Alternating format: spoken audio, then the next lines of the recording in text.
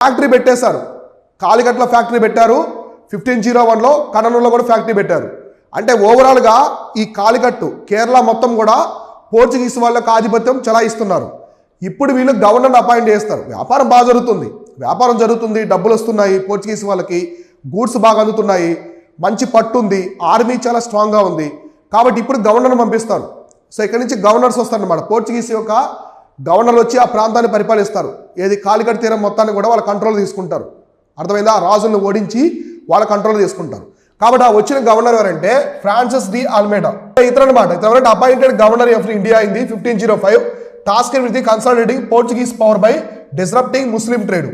ఇతను గవర్నర్ అనమాట, Portuguese governor. Portugal country government Portuguese governor appoint చేసింది. ఎప్పుడు? 1505లో.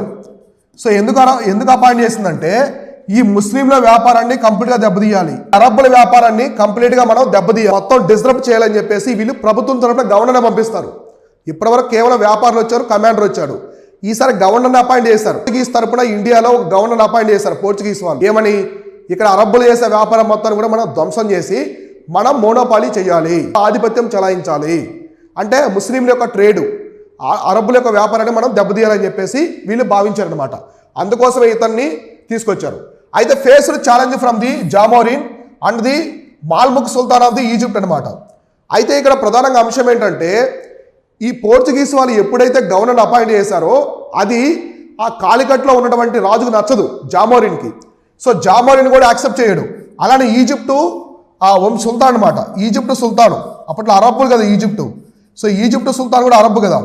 ఈజిప్టు సుల్తాన్ కూడా యాక్సెప్ట్ చేయడు పోర్చుగీస్ వాళ్ళ యొక్క ఆఫర్ని. ఇద్దరు కూడా యాక్సెప్ట్ చేయరు. మీరు ఇలా చేయడం తప్పు అని చెప్పేసి చెప్తారనమాట. సో అర్థమైందా? ఇలా చేయడం తప్పు అని చెప్పేసి చెప్తాడు.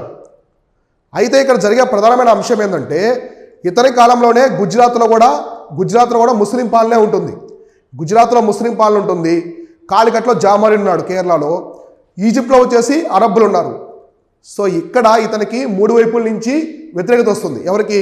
పోర్చుగీస్ గవర్నర్కి ఆల్మైడాకి 3 వైపుల నుంచి. ఈజిప్టు సుల్తాను వ్యతిరేకిస్తున్నాడు, ఇక్కడ జామోరిన్ ఇండియా కింగ్ వ్యతిరేకిస్తున్నాడు, గుజరాత్లో ఉన్నటువంటి ముస్లిం పాలకులు వ్యతిరేకిస్తున్నారు.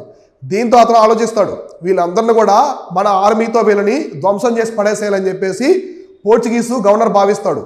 ఎందుకంటే ఇతని దగ్గర చాలా పవర్ఫుల్ ఆర్మీ ఉంది. సో దీంతో ఇతను ఏం చేస్తాడంటే ఫస్ట్ ఈజిప్టు సుల్తాన్ ఉన్నాడు కదా, ఈజిప్టు సుల్తాన్ని ధ్వంసం చేసి పడేస్తాడు.